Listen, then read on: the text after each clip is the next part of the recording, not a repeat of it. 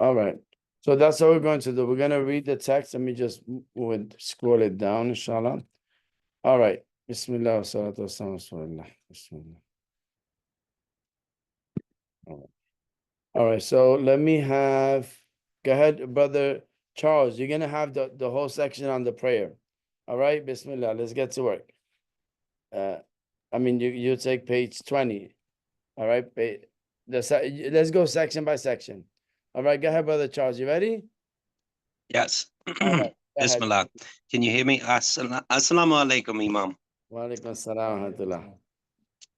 There are 5 obligatory prayers.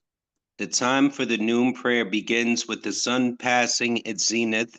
It ends when the length of an object's shadow minus its shadow at the zenith is in the same as its height.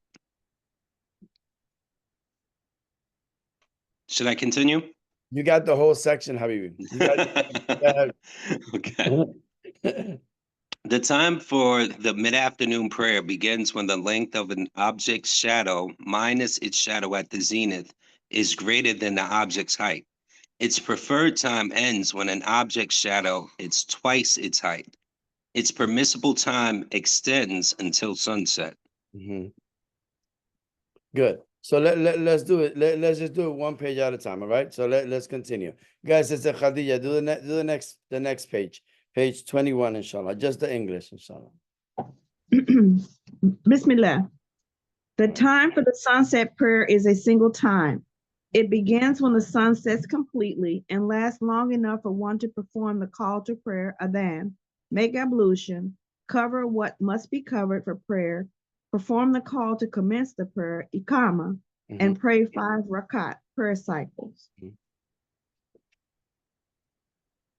The time for the night prayer begins when the red in the sky disappears.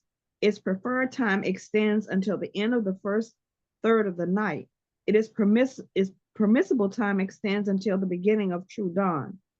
The time for the dawn prayer begins at true dawn. Its preferred time extends until a yellow glow appears on the horizon, and its permissible time extends to the rising of the sun. Good. Continue, inshallah. Section 2.2, conditions obligating prayer. 3 conditions obligate prayer. One must pray if one is A, a Muslim, B, mature, and C, of sound mind. The combination of these 3 conditions is the definition of legal responsibility, taklif. Good. Now, when we look at just briefly the benefit of knowing the prayer time, the preferred time to pray is after the entrance of the time, right? Because people have different circumstances. It's good to know, what's in between, right? The middle time, and also when does it end, and what is the, like, knowing that one prayer ends with the next prayer. So that's the vast or the, so for example, Dhuhr, the end of it is with the adhan of Asr, right? So but it shouldn't be out of no sugar, right? Dhuhr ends with Asr. Okay, Jazakallah khair. So Dhuhr ends with Asr, and then Asr ends with Maghrib, and then Maghrib ends with Isha, and Isha ends, like, it could extend all the way to Fajr, right? So in that way, if you fall asleep, you had a long day, you woke up at 1 in the morning, 2 in the morning, and you didn't pray Isha, and you're still within the time, right? So that's why it's important to know the entrance, and that's a condition, right? And we're going to say later on, al-ilmu bidukhul al-waqt, knowing when the time enters. All right.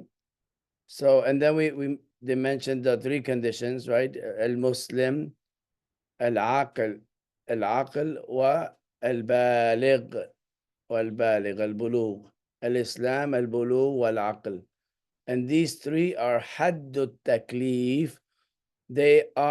All these 3 combined in Salah make a person responsible for Salah, right? that the person has to pray. Now, in fasting, there's one more, al-qudra, having the ability, right? Right, and in Hajj as well. So if you have the ability, I mean, Allah says, so we shouldn't feel bad if we can't go.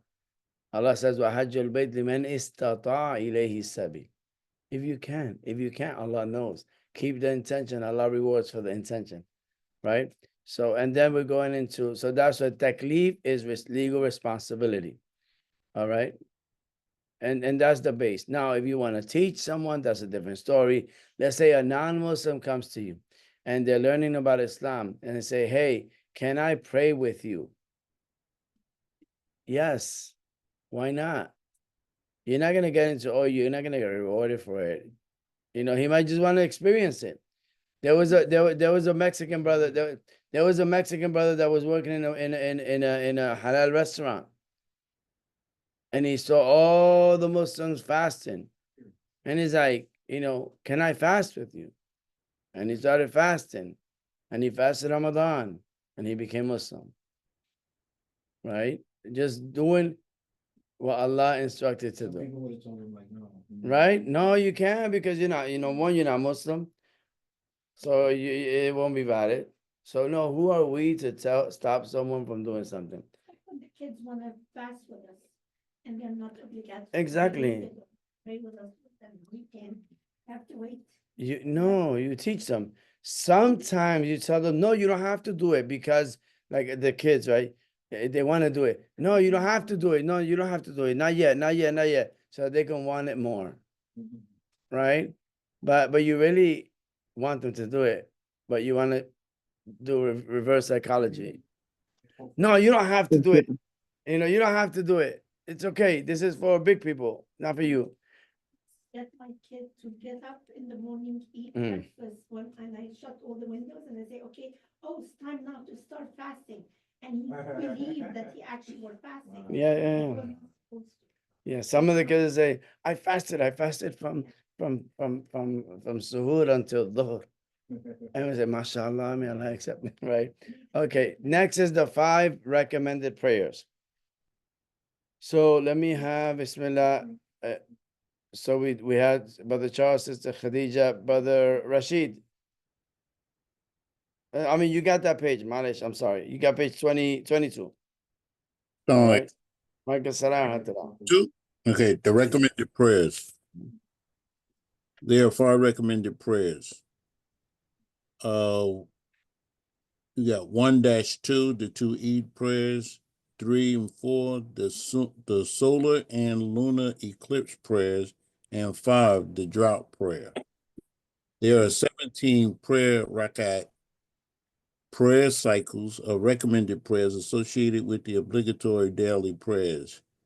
Rawatib. Number 1. Yeah, so al-rawatib, right? Al-rawatib are the obligatory prayers, right? The prayers that are set. So that's plural for wajib. So here, obligatory prayers, no, the prayers is called as-salat al-rawatib are the regular prayers. So these sunnah, these are the sunnahs that are attached to those prayers. Now, okay. So, but normally there's some people, and depending on the school of thought, they say it's 12. And 10. Yeah. Okay. So Yeah. this for Shafi, they just use an example of 17. But there's flexibility too. Like, but we'll read them first. I got you. Alhamdulillah. Yeah, inshallah. All right. Number 1, 2 before the dawn prayer. Number 2, 4 before the noon prayer and 2 after its performance. Number 3, 4 before the mid-afternoon prayer. 4, 2 after the sunset prayer. 5, 3 after the night prayer. 1 single prayer cycle, which is wither. 3 supererogatory nafala. Yeah, so let me just make mention. So here, nafila, that little line is because the A is long. The little line on top of Nafila. nafila. And then the Nafila. plural, is nawafil. Okay, nawafil. Now, In English class, we didn't learn those symbols, right? okay, alhamdulillah. Shukran, jazakallah khair. Exactly. So 3 supererogatory nafila, nawafil prayers are emphasized. The night virgil prayer, qiyam al-layl, the mid-morning prayer, duha, and tarawih. Good, good, mashallah. So let me just mention so you can note it, right? So here, one thing is there is the hadith about 10 sunnahs, 2 before Fajr, 2 before Dhuhr, 2 after Dhuhr, right? 2 after Maghrib, and 2 after Isha. And then there's the other could be so that's, and then you could do this is 2 2 before 2 before Fajr, which is 12, 2 before Fajr, 4 before noon, 2 after, none before Asr, 2 after sunset, and just 2 after Isha. So these are part of the rawatib. Al-witr is separate. You know, like al-witr is that you make the other 2 rakats and witr, right? Shafi witr, right? So, but in the Shafi, they put it together as the rawatib, like the aqal, the least thing you could do 1 rakat. All right, so you could do 10, you could do 12, and there's the hadith of the virtues of 12, which is I believe you get some reward in paradise. I don't know if it's a castle or a tree or something like that. But inshallah, we'll look into it. I know it's Black Friday. We want to see what we can get on special. But, but let's see. Inshallah. Right? All right. So then we have the nafila, the word nafila put on top of it. This is a singular word, singular in Arabic grammar, singular. So the singular is nafila and the plural is nawafil. Okay? Nafila is single, nawafil is plural. That's why it's put there. Okay, alhamdulillah. Yeah. So the next, inshallah, go ahead, brother Jonathan. 23, right? Yeah. Okay, prerequisites performing prayers. There are 5 prerequisites for prayer. The absence of ritual impurity, adab, and inexcusable filth. Covering one's nakedness with clothes that are pure. Praying on something that is pure, knowing that. So let me so طهارة من الحدث. So the word I don't know why they put inexcusable, but it's okay. It's you could put next to filth najas, najas, najas. Najas is that filth, like a physical filth. And then you can put al hadath. There's 2 types, right? So you can maybe put 2 lines like this, like the antennas of an insect, right? Put two antennas on the word hadath, and on the left you put small hadath or asghar, small hadath, and on the right you put big hadath. So the small hadath requires wudu, and the big hadath requires ghusl. So there's 3 types of impurities that are mentioned here. The ritual impurity, which is the big and the small, right? And then the najas, like a physical, is for example, anything that goes on your body, right? And let's say you purified it and you can't remove it, but you already washed it, you soaked it, and it's still stained, then it's no longer impure, right? Because you already did the best that you can do. But the najas, if it's something physical, then you remove it, right, before the salah.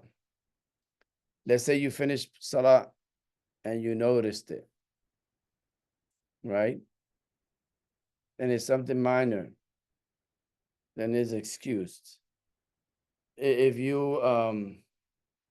you realized that you're making salah and you have hadath al-akbar, you have janaba, you're impure, physical, major impurity that requires ghusl, and you ended up praying,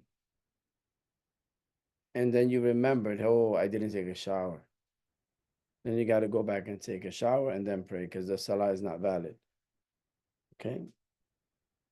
And you get the reward for going, taking a shower, and so on and so on. Right? So that's being secure. So who was it? Continue, Jonathan. That the prayer time has entered when facing the direction of prayer, the Kaaba. Mhm. In two situations, it is permissible to deviate from the direction of prayer. One, if there is intense fear, and two, if praying non-obligatory prayers during a journey while riding a mount. A mount could be a car, a mount could be a train, a mount could be a plane. Right. So in the nafila, you can pray, yani, you can just go Allahu Akbar. Like right now, I could go Allahu Akbar and pray to Rak and pray Allahu Akbar sitting down. Like if I'm in a vehicle, right? And if you're in the masjid, then you have some aches and pains in the body, and you already made your salah, your fard, like standing, and but you still feel like a little bit on the weak side, and you want to sit down. The sunnah, you could pray sitting down. So you could even do the mount on obligatory prayers as well, or do you have to stop? But no, by wherever- necessity. No, no, like like for example, life and death situation. Like life and the hurricane is coming. You gotta evacuate. There's right, life and death situation. If you're able, again, it's ability, inability. If you're able to park, like some people park on the side of the road, may Allah reward them. There's many incidents where trucks had hit vehicles on the side of the road. Full to safe there. You understand? And so therefore, if you have a safe area, you park. Right? You park. And if the next exit, or like sometimes you're driving in the States and the next service area is like 20 miles. Right? Like coming up north, you're going to Mississippi, coming up north. And it's just like next exit, 20 miles. And so therefore, if the time is gonna go out, then you tell your family, hey, pray, right? Like you're driving, so you're not gonna be able to do it. But if you can stop, because sometimes there's enough space and there's grass, and you can like go into the grass as well. Like then you should the obligatory, you should stop and pray. In the past, that was the case, for example, because you're in a camel. So there weren't roads like we have now. There weren't highways like we have now. There weren't people on. Imagine if the caravan, everybody in the caravan is with the camel and is on their phone. Right now we have people on their camels and on their phone. I mean, their cars and on their phones. Right, and they remember to put the song while they're driving, instead of just like I turn on the car, turn on the radio, put whatever, and then drive, right? Because we're doing by the minute. Again, if you have the ability, then you should stop and find the qibla. We have many areas of comfort. Oh, I don't find the qibla. Use your smartphone, right? Sometimes the app doesn't work, right? So if it doesn't work, you just try, right? That's all that you can do. So here, intense fear is like in war, right? If you're in intense fear and the enemy is in pursuit. Yes, If you're in a dangerous area, there's like a bad neighborhood. that could be. There could be an area where say a sister wants to pray, but in that same area, a sister was physically abused because she's wearing hijab. That's danger, right? So it's just, if that's the case, you pray in the car, right? The thing is, and sometimes you're working in an area and you go out for a break, but you don't have a place to pray. Not in your workplace, and outside, you're not sure, right? So it's just being safe. Allah knows best. And innamal amalu bin niyat. Actions are judged by their intention. So that's why I'm like, I don't want to give like a definite yes, no, because everybody's circumstances are different, right? So did you finish? You finished the section, right? All right, now we're going to the integrals. Go ahead, Brother Abdul Malik. Integrals. There are 18 integrals, arkan, for prayer mentioned in their order of occurrence. Mm-hmm. A, intention. B, standing when one is capable of doing so. C, saying the opening Allahu Akbar. D, reciting Al-Fatiha. And Bismillah ar-Rahman ar-Rahim is one of its verses. E, bowing. F, reposing therein. B, rising and standing straight. H, reposing therein. I, prostrating. J, reposing therein. K, sitting between the two prostrations. L, reposing therein. M, the final sitting. N, saying the tashahhud therein. O, saying the prayers upon the Prophet sallallahu alaihi wasallam therein. P, saying the first assalamu alaikum. Q, intending to exit from prayer. And R, performing the integrals in that order. Inshallah. So the next, inshallah. So these are the arkans. Like if one does these arkan, if one of these arkans are missing, then your salah can be invalid, right? And now, if the time is near and you are in the same rak'ah, then you go back to that rukun, that pillar, and you complete the salah from that rukun onwards. Okay?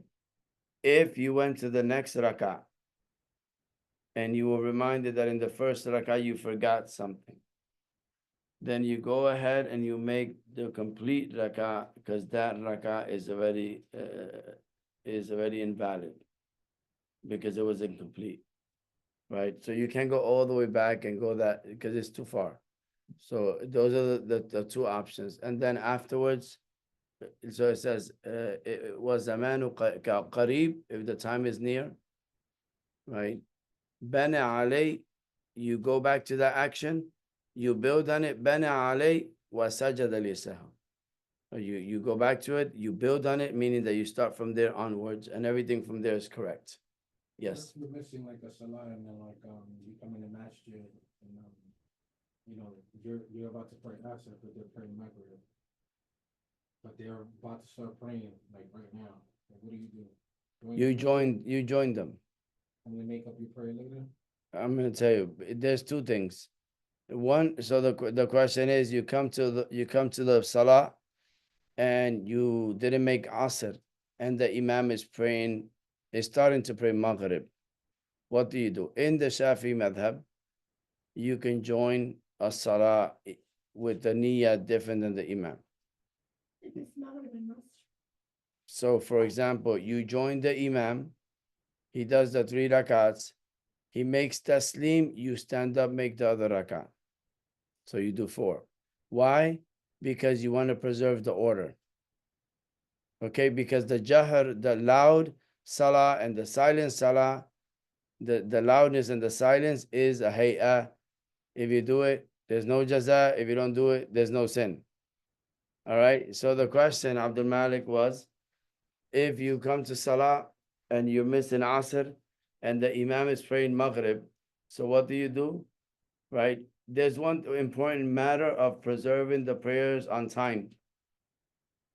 So you can't just go pray Maghrib and then go back and pray Asr, because you're changing the order. So instead, you make the intention to make and you're not going to make another salah while the salah is taking place. So you join the salah, the Imam finishes, right? Instead of saying taslim with him, you rise and you make one more rak'ah. You made the intention from the beginning for Asr. And then right after, you make your Maghrib. 3 rak'ah. So you preserve the time, and you don't have, because if you do, then afterwards, you want to preserve the order, you have to do another prayer, and you end up praying six prayers, right? Yeah, so Anthony had his hand first. Anthony? Can you hear me? Yeah, yeah. I had a question about point D, where it says that Bismillah is one of the verses. Is that something that differs between the different Yes, madhabs? yes. Okay, So because I know I've heard people sometimes recite it without the Bismillah. yeah. So they sometimes they say it silently to themselves, right? In the Shafi madhab, it is a pillar. It is a rukun. And both opinions, both positions have authentic hadith to back it, right? That the Prophet ﷺ one time prayed with Bismillah, and in another occasion prayed without saying Bismillah loud. So they're both, authentic narrations. And for example, in Saudi, they don't say loud, so you say Alhamdulillahi Rabbil Alameen, right? And that's fine, right? In the Shafi method, they do it because there is also a lot of narrations that talk about when you're going to begin anything, you should say Bismillah, right? When Allah ordered the Prophet ﷺ to read Iqra, Bismi Rabbika alladhi khalaq. Read in the name of your Lord who creates. And other ayats as well. Yes. I noticed that the seeking the protection from shaitan is not there. And that's in the Quran. Mm-hmm. Yeah. So what would that be considered? That would be considered a pillar, right? It's not there. So so the reason why, let's say you join and the Imam already finished Al-Fatiha, right? And you didn't get to do it. Then your prayer will not be valid. You understand? It's recommended when you're generally reading the Quran, yes. So this is what no. So this is, for example, so it's good to have the order. It's good to do, for example, to do at-tawajjuh, say the dua, right? To say the dua of opening, and then the a'udhu billahi minash shaitanir rajim, and then you continue, right? So if you look at the lesser recommended, the ta'awud is there, which is seeking refuge. Yeah, good question. All right, and then Bismillah ar-Rahman ar-Rahim. So any other? Okay, Rashid. Sorry. Alaikum. Like I Let's use the same example you was just describing, but now I come into the masjid, the imam is about to lead Isha. I'm coming in, I didn't make Maghrib. Now, in that case, I was understood, and you can correct me, of course, if I'm wrong. After the third rak'ah, I don't slam out. I sit and continue to sit. I wait till they do the fourth one. And when they come down, then I wait till they do the tahajjud and then salam out with them. That's it. You answered yourself, Rashid. Good. Okay, I just wanted You're the right. You're right. confirmation. You're right. Because you did two things. Number one, you made the salah on time. You made the salah in order, which is Maghrib. That's number one. Number two, you didn't break off from the Imam, right? You didn't. It's different than when the Imam is praying Maghrib and he makes taslim. You didn't break off for the Imam. You stood up. The Imam finished. But now here you're not breaking off from the Imam, and you just wait for him. You wait for him. You sit down. You wait for him. You sit down, and when he makes the taslim, you make the taslim. He will And finish. then I get up and make my Yeah. next salat. He's making Maghrib because he's making Maghrib. You're doing three. No. You're doing three, and that's the flag. This is in the Shafi madhab, right? The reason I'm saying that is because that's what my teacher told me, Sheikh Muhammad Said Rahawan, the author of Hadith Terminology and Classification, and just recently translated Umdat al-Fiqh in English language with explanation, 2 volumes. So he was the one that gave me ijaz in the Sharh Matan al-Shuja'. I asked him the same question that you asked, that you mentioned, Brother Abdul Rashid, and that is Brother Rashid, and that's the answer that I got, which is you just join the salah, And when the imam is in the third rak'ah, when he finishes, or he's going to the, you sit down and let him finish, and then you make taslim with the imam. Shukran, Jazakallah khair. Ayakum. So you finished, right, brother Abdul Malik? Perfect. Okay, awesome. So Bismillah. All right, right on page 25. So did everybody read your turn, right? Go ahead, read 25, inshallah.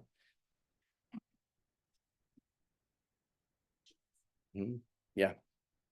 So I'm reading for 2.3.4. There are 15 lesser recommended action hayat. No, I think you did the top, the right, yeah. وَسُنَنُهَا قَبْلَ الدُّخُولِ فِيهَا. Yeah. Yeah. Okay, recommended actions. There are 2 actions recommended prior to commencing prayer or starting prayers. The call to prayer, and then the call for its commencement, iqamah. There are 2 actions recommended within prayer. The first tashahhud and making the qunut supplication after standing up from the final bowing in every dawn prayer, and in wet prayer during the second half of Ramadan. MashaAllah. Okay, so this is the recommended, the sunnah, and the definition I will add, when it says recommended actions, you could put recommended actions before and after, and after entering prayer, before and after entering prayer, right? And then maybe the bottom should have been the title. That there are 2 actions recommended prior to commencing, and then the 2 recommended after within the prayer. Yeah. So you could put before and within, before and within the prayer. Yeah. Okay. So then we have the hayat. Let me have, inshallah. Go ahead, brother, sister Amira. Can you read this section, which is the 15, 1 to 15? Assalamu alaikum. Walaikum salam wa rahmatullah. I'm sorry, Ma'am Daniel. Could you please repeat what verses you would like me to read? This one on page, basically the whole page 26, inshallah. Oh, okay, inshallah. Okay, awesome. There are 15 lesser recommended actions. Number 1, raising the hands concurrently with saying the opening Allahu Akbar, bowing and rising from it. Number 2, placing the right hand over the left. Number 3, saying the opening supplication. Number 4, seeking protection from Satan. Number 5, audible utterance with when appropriate. Number 6, quiet utterance when appropriate. Number 7, saying Ameen. Number 8, reciting a chapter of the Quran after Surah Al-Fatihah. Number 9, saying Allahu Akbar when rising and descending. Number 10, saying Saman Allah Laman Hamd, Sami Allah Laman Hamd, as one begins to rise from bowing. Rabbina lakal hamd, when one has straightened up. Number 11, saying Subhana Rabbil Azim when bowing, and saying Subhana Rabbil Alam when prostrating. Number 12, placing one's hands upon one's thighs when sitting, extending the fingers of the left hand and closing the right, except for the index finger, with which one points during the tasbihat. Number 13, sitting in the manner of iftirash in all places therein one sits, but. Number 14, sitting in the manner of tawarruk in the final setting. And number 15, saying the second Assalamu alaikum. Good. So I'm gonna briefly just try to show you briefly the both positions just for review, right? So Bismillah, give me a second, just open it up. I have the image. Inshallah. So just so that there's clarity, lesser recommended is, that's not wajib. Are you serious? Uh-huh. And people treat this as it is wajib. That's what fiqh is. Fiqh is knowing the rulings. Okay. Treat them differently. Right? Okay. You know, and when we say things like ad-dinu yusra, right? The deen is easy. Then that's, oh, here it is. Bismillah. All right. Then that will, when you know the deen is easy. So, and I'm gonna give you the definitions, but let me share this first. So you see the image here. Bismillah. I'm gonna share it, inshallah. Yeah, I'm gonna share it. So this is the image, right? So this is called al-iftirash. This is al-iftirash. All right. This no, this is a tawarruk. I'm sorry. This is the iftirash. All right. So one heel is under your butt, and then the other one is on the side of your thighs. Typically on the side, is not under. Some people put it like right under the, no, it's on the side, and is also a line facing the qibla. So that is the iftirash.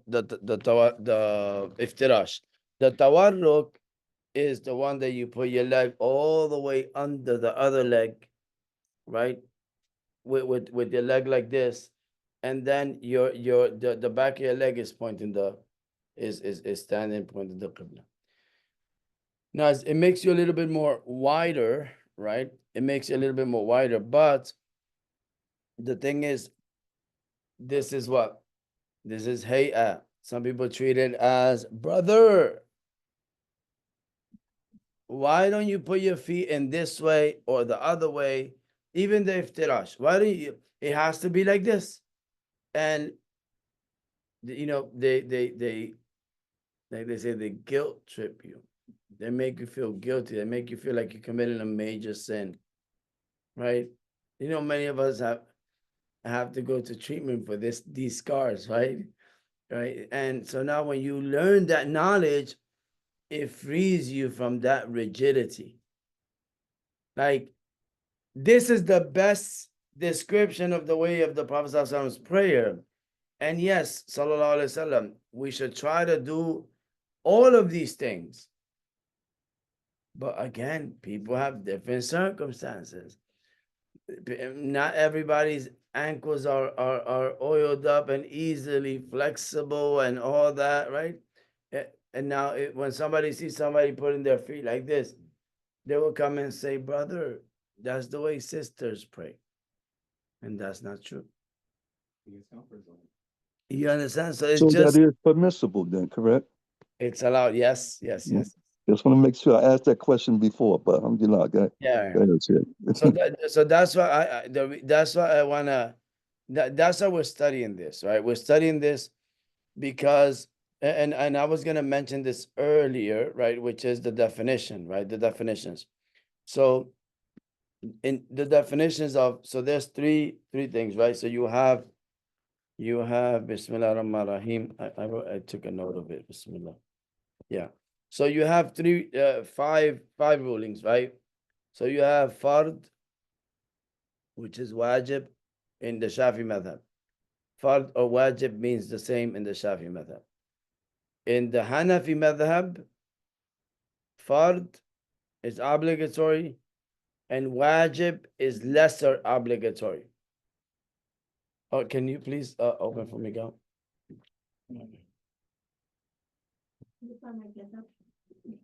No worries, mashallah. You made it, mashallah.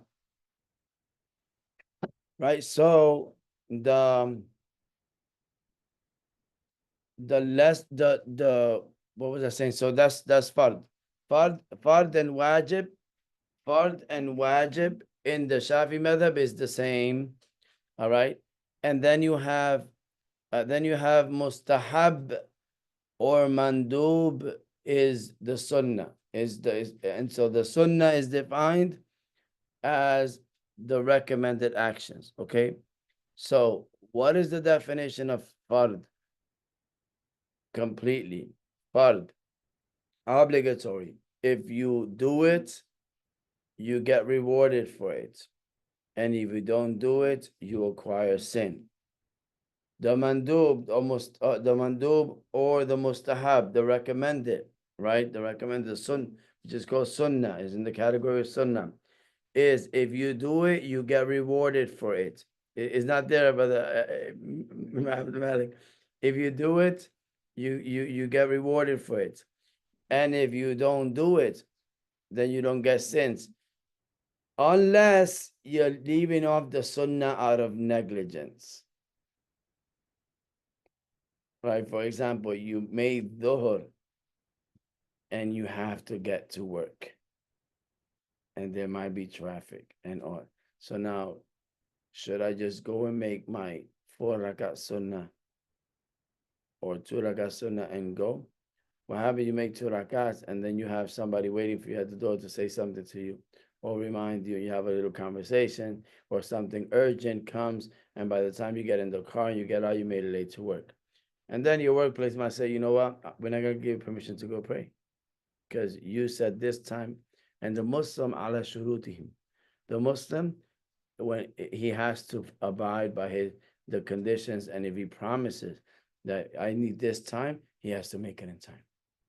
Okay, so therefore, that's why it's a little bit more flexible. So and then so this sunnah, the mubah is the actions, is the actions like the hayat. Hayat is lesser recommended. If you do it, you don't get extra reward. Within it, like if you, for example, say Subhan Rabbil Azim, you get reward for what you're saying, but not for the action itself. If you say A'udhu Billahi Minash Shaitanir Rajim, if you, whatever you do, like then you don't get, for the action, you don't get rewarded for what it contains. Like if you read a surah, you get a reward for every letter and for every, right, that you, right? Now, the hay'ah, if you do it, you don't get no extra reward for that action itself, and you don't get no sins if you don't do it. So, for example, we know that there is the raising of the hand, Allahu Akbar.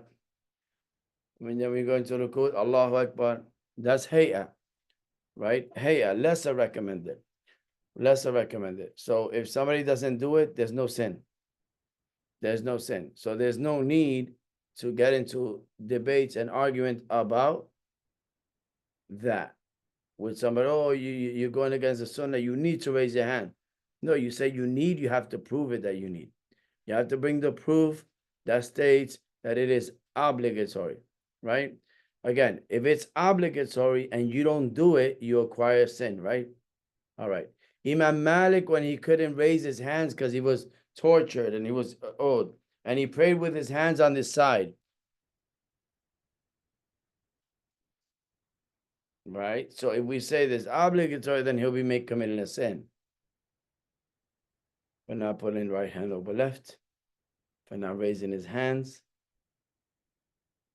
Okay, so that's where the rulings come into place. So that's the definition of mubah in general. If you do it, no reward. If you don't do it, no sin.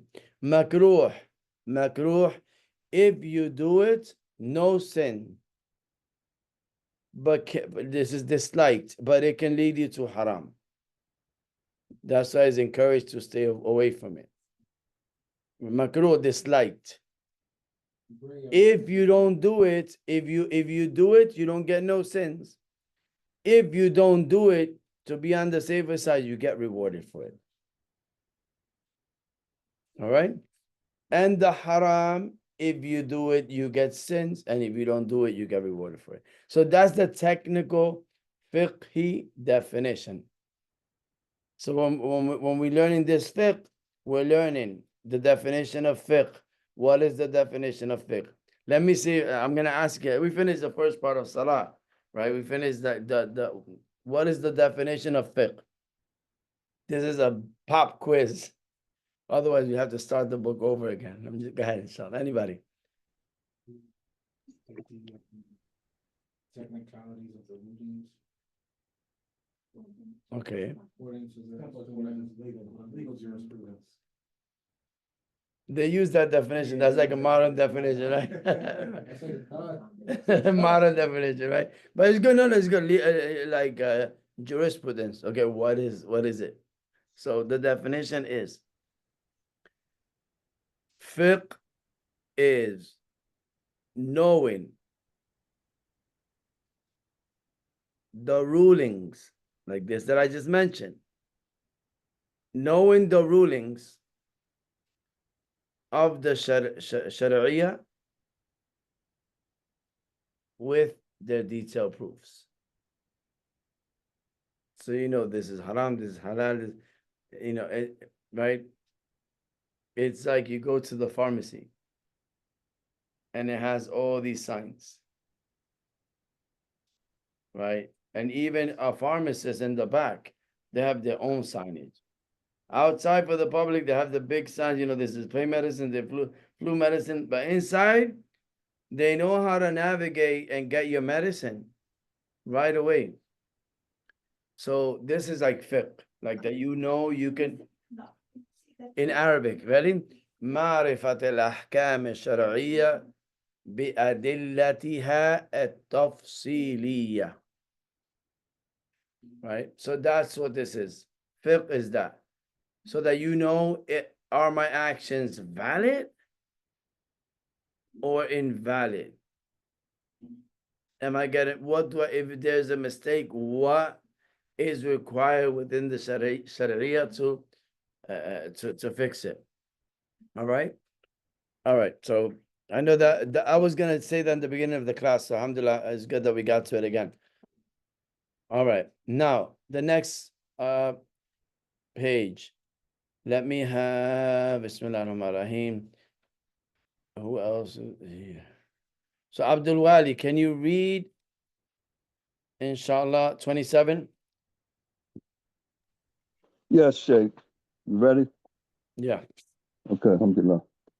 Men and women doing prayer. Women with respect to prayer differ from men in 5 things. A man, 1, spread his elbows out from his sides. 2, raises his stomach from his thighs during bowing and prostration. 3, recites orderly when appropriate. 4, saying Subhanallah if something occurs during prayer. And 5, his nakedness, is the area between his navel and his knees. Whereas a woman, 1, draws herself together when bowing in prostration. 3, lowers her voice in the presence of men who are not close relatives. 4, claps if something occurs during prayer. And 5, a free woman must cover her entire body except her face and hands, while a female slave covers the same as a man. So the in regards of the description, like for example, the woman's prayer, that's because in the past there was no partition. In the past, right? So there's and this is what's recommended to try to prevent any fitna, right? That's the idea. She's like, you know, try to shield herself, right? And also in regards of the voice, you know, and the voice. So that's why the number 1 is 1 and 2, which is she draws herself together in sujood, in ruku and sujood, in both bowings. And then the other one is she lowers her voice. So it doesn't mean she's silenced in the presence of strange men. So it means that the voice of the woman is not aura. It's not forbidden for the woman to speak in front of men. Now, again, what's the proof? And the proof is in the, not the rice con leche, but is in the pudding, right? So how was the proof? when the Prophet ﷺ died, right? The muftiya was Aisha radiallahu ta'ala anha. And men and women used to go to her to ask her questions. And she will say, did you look in the Quran? And the response, no, I didn't. Okay, go first, look in the Quran, and then come to me. They have to do some work. They will go look in the Quran, come back, oh, we didn't find it, etc., etc. Well, basically, in that time, the Quran wasn't in a book, so they don't have their own book. So they have to go to experts of Quran, and they have to go and ask, and they have to investigate. Look at this rock, look at this tree, look at that's the way the Quran was in the time of the Prophet, and even like until Abu Bakr ordered to write it. So now, when they didn't find the answer, they would say, we didn't find it. Did you look into the Sunnah? Now they have to go to these companions that have the sahifas. Some companions, they had their own compilations of hadith that they were allowed to write, and some just memorized a large number of hadith. So you have to go through all of this and then come back to Aisha radiallahu ta'ala, said, we didn't find the answer. And then she would give the answer. Nowadays, we go to say, Google, I know the answer. I found one hadith and this, and it's a little bit more than that. Like, for example, if you want to go to like a small text, I'm just going to show you a small text. So there's actually two books, but most of it. So this is, so you have Zad al-Mustaqna. Zad al-Mustaqna. This is similar to Mazan Abi Shuja, but in Hanbali fiqh. All right. So the Mazan Abi Shuja, this is mine, right? This is the original historical one. This is my own. This is 20 years old. This is the one I studied and had to memorize, which is this that we're studying. So this is the Shafi fiqh. This is the Hanbali fiqh, right? The text has no proofs. It just has a similar format. Now you look at these books right there, 1 to 11, in the corner right there. That's the explanation of this book by Shaykh Uthaymeen rahimahullah ta'ala, with the proofs. That's fiqh. You understand? So when somebody says, I found one hadith, if you didn't read like extensively, leave that to the scholars and leave that to those that are experts, and that's it. No need. You don't acquire no sin for jumping in the wagon that you don't know how to drive, and you respect the scholars, and you get the ajr for seeking knowledge and inquiring and seeing and learning, instead of saying I came to a conclusion and you only read a few hadith on this chapter. If you say Salah, there's like 500 hadith about Salah in Sahih Muslim. Did you read all those authentic hadith? No. What about in Bukhari? No. Yeah. Teacher, and she used to say, reading in Bukhari and Muslim without a teacher is a crime. She was like, never just sit down and read them and say, oh, I learned. You need a teacher to teach you. No, those books, you need a teacher. You need. You could read it and understand something completely opposite of what the hadith is saying. Right. So let me have Bismillah, the page 28. So we have, let me see who else. Sister Rahima, can you please read what? One second. One second. I messed up and yeah, the invalidators of Salah, inshallah. Okay. Assalamu alaikum. Alaikum assalam wa rahmatullah. Invalidators. 11 things invalidate prayer.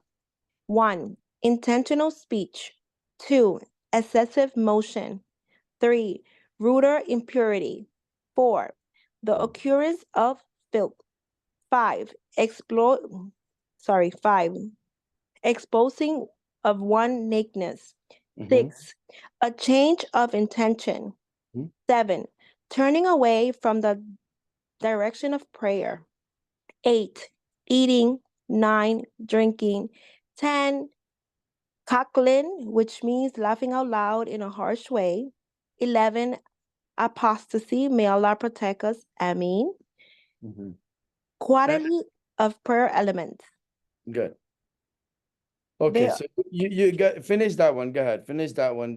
No, so let me see. Brother Charles, did you read? Yes, I've read it, Imam, but I can read again if you like. Let me have Sister Tiana. Can you please read, inshallah? The bottom of 28, there are 17 obligatory rakat. Oh, okay. There are 17 obligatory rakah, which contain 34 prostrations, 94 occurrences of Allahu Akbar, 9 tashahuds, I hope I said that correct. You 10, got it. 10 sayings of Assalamu alaikum, and 153 sayings of Subhana Rabbil Azim or Subhana Rabbi Allah. There is a total number of 126 integrals during these prayers, 30 during the dawn prayer, 42 during the sunset prayer, and 54 during the 4 rakat prayer, the noon, mid-afternoon, and night prayers. Okay, you can stop there for a minute. This section we didn't cover it, but it's interesting the way the scholars they took and they say, look, these are how many rakats are in the obligatory prayers. So we make 17 rakats, right? And this is how many sajda we have, sujood. It's just like they took their time to kind of teach us what's contained within the salah. And then they mentioned the arkan, the pillars. Why only mention the pillars? Because if you don't do the pillars, your prayer is not valid. Right? If you miss a pillar. So that's that. And then we have continue, do the inability, inshallah. Inability. Anyone unable to stand during the obligatory prayers may pray seated. If also unable to sit, one may pray laying on one side. Mhm. Should I continue? So we have the bottom and another page. So let us, inshallah, we can stop here. The next will be the Sujood al-Sahwi. We already covered it and is recorded. And then the times for when the prayer is unlawful, and we covered it as well last week. So inshallah ta'ala, we're gonna conclude the reading part here now. And if any, we're gonna have to go pray Salat al-Isha. And then we can rejoin if there's any questions. We can give another like maybe 30 minutes to questions, because then I have a meeting, inshallah. So but I want to give time. I don't want to just read and go. Okay, so if you want to join, it's not obligatory. If you want to join for another 30 minutes and you have questions, and that's not going to be recorded, so it could be related, it could be unrelated, inshallah. All right, barakallahu fikum. Assalamu alaikum wa rahmatullah.